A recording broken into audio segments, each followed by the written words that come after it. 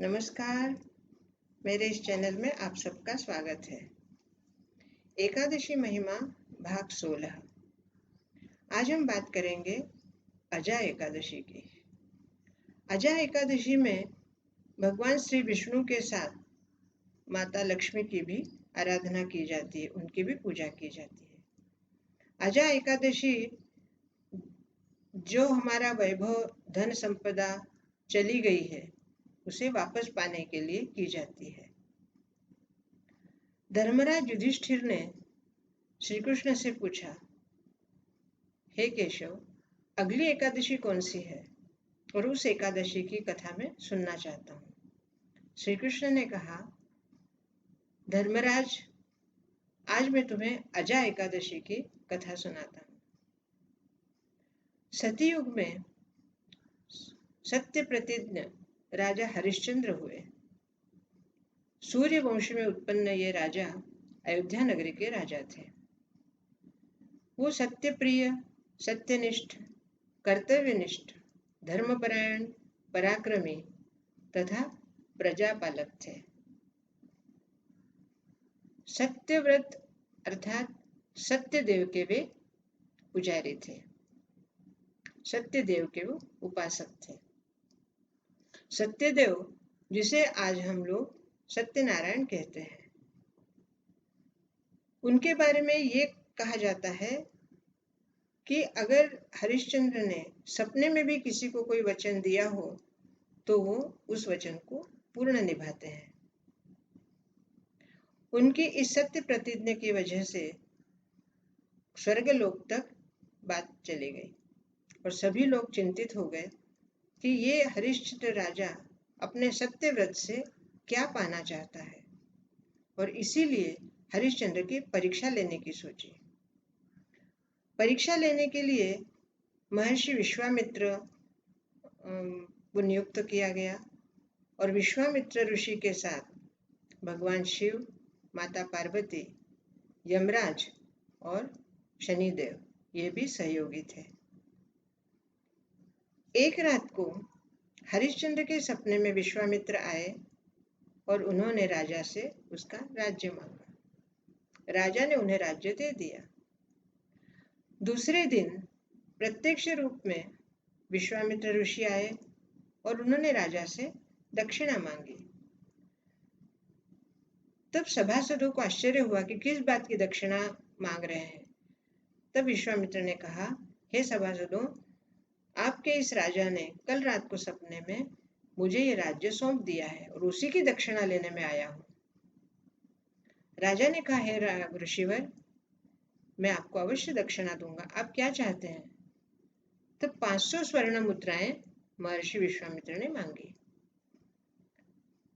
और उन्होंने ये भी कहा कि हे राजन, तुम अपने कोष से मुझे स्वर्ण मुद्राएं नहीं दे सकते, क्योंकि अब तुम राजा ही नहीं रहे, तो ना ही तुम्हारा इस राज्य पर कोई अधिकार है और ना ही उस कोष के ऊपर।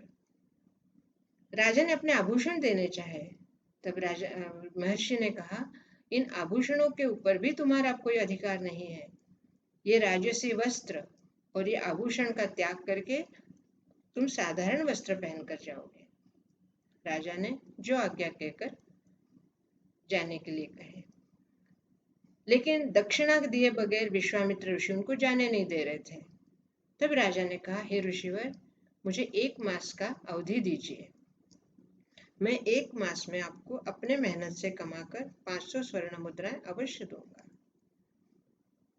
राजा आगे निकल पड़े। उनके साथ साथ उनकी पत्नी तानामती और उनका पुत्र रोहिताश्व ये भी चल पड़े। जाते जाते काशी पहुंचे। काशी में उन्होंने काम मांगा, लेकिन राजा को किसी ने काम नहीं दिया।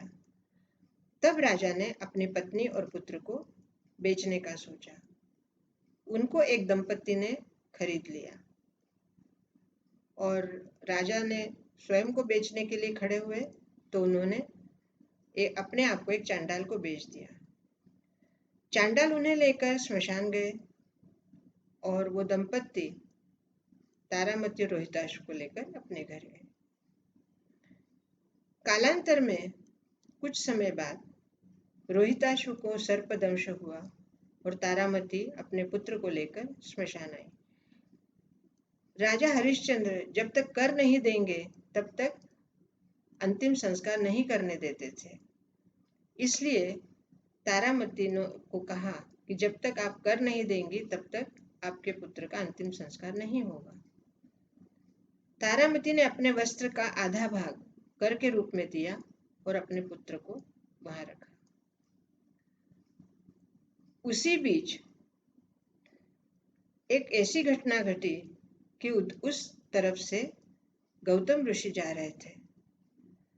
गौतम ऋषि ने राजा को कहा कि हे राजन, तुम अपने पाप से मुक्त होने के लिए मैं तुम्हें एक उपाय बताता हूं।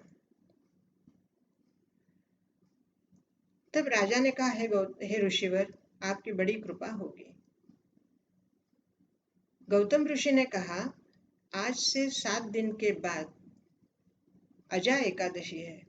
उस एकादशी का तुम व्रत करो और उस व्रत में भगवान विष्णु के साथ साथ माता लक्ष्मी की भी आराधना करो। राजा ने अर्थात हरिश्चंद्र राजा ने वैसे ही किया। उसके बाद विश्वामित्र ऋषि आए। उन्होंने तारामती के बारे में कहा कि हे राजन, ये तुम्हारी पत्नी डायन है, इसी ने तुम्हारे पुत्र को मारा है, इसलिए तुम इसका भी वध करो। राजा ने कहा, जो आज्ञा। और जैसे ही राजा अपनी पत्नी का वध करने लगा तब सत्यदेव भगवान स्वयं प्रकट हो गए और उन्होंने कहा कि हे राजन, तुम्हारे सत्य प्रतिज्ञा से मैं अति प्रसन्न हूं।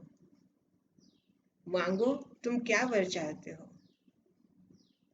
और उनके वर मांगने के पहले ही जिस दंपति ने तारामती और रोहिताश्व को खरीद लिया था वो कोई और नहीं, भगवान शिव और पार्वती ही थे। और चांडाल बने हुए जो थे वो स्वयं यमराज थे। और उनके इस सारे भाग में कर्म का स्थान अर्थात कर्म के स्वामी शनिदेव भी वहीं उपस्थित थे। तब उन सभी ने राजा को आशीर्वाद दिया और वरदान मांगने को कहा। तब राजा हरिश्चंद्र ने कहा, हे प्रभु, मैं आपसे यही विनती करता हूं कि सत्य मनुष्य के लिए अति आवश्यक है, लेकिन हर व्यक्ति इतनी सत्यता से नहीं जी पाता। मेरी इतनी कठोर परीक्षा आप अन्य किसी मानव की ना लेना, यही मैं आपसे वरदान चाहता हूं। सभी लोगों ने अर्थात भगवान शिव, पार्वती, शनिदेव और यमराज सभी ने उसे आशीर्वाद दिए। लोगों, हे राजन, तुमने जो सत्य प्रतिज्ञा से अपनी हर निष्ठा पूर्ण की, हम तुमसे अति प्रसन्न हैं। और राजा का राजपाट उसको सौंप दिया, उसका वैभव वापिस आ गया।